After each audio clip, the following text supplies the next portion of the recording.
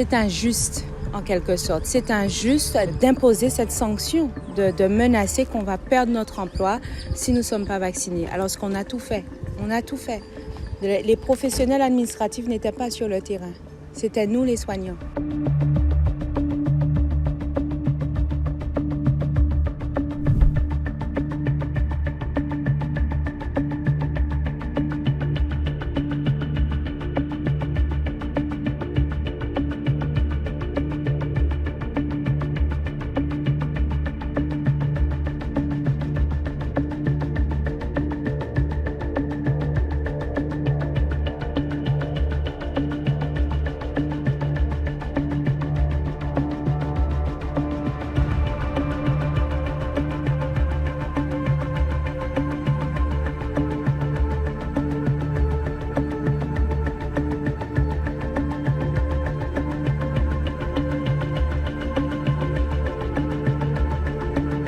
Le pass sanitaire n'est pas adapté à Saint-Martin parce qu'on a une population qui est pour la plupart sous minima sociaux.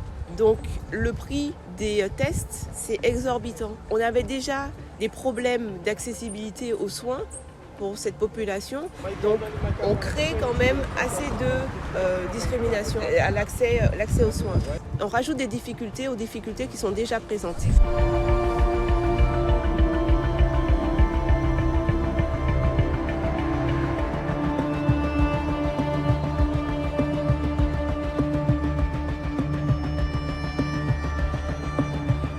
Ça concerne les titres de propriété, ça concerne la situation de l'obligation vaccinale et le pass sanitaire, ça concerne les conseils de quartier, ça concerne aussi les jeunes sur l'île, les activités.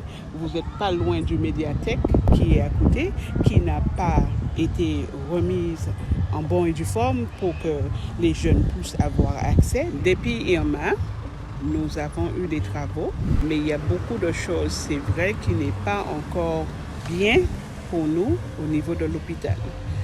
Nous craignons que s'il y a un autre Irma, je pense que nous serons à terre, nous serons à plat.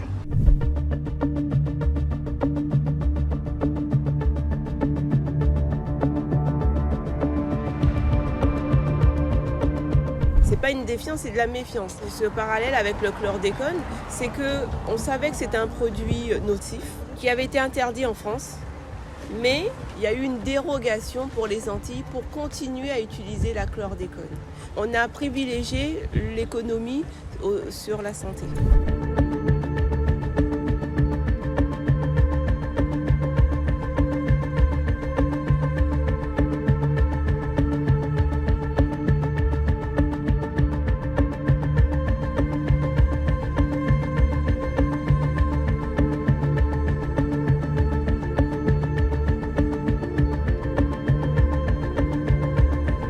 Nous avons des personnes qui se sont pris ce vaccin, même les 2 doses, et qui sont morts à cause de ce vaccin. Et il y a d'autres personnes qui ont beaucoup de complications depuis qu'ils ont pris ces vaccins. Ce problème cardiaque a été répertorié dans les effets indésirables du vaccin. Maintenant, on commence à beaucoup plus l'admettre que ça fait partie des effets indésirables du vaccin. Après qu'on nous dise qu'il n'y ait aucun patient qui ait été vacciné, doublement, triplement vacciné, qui a atterri en réanimation ou en hospitalisation, c'est faux.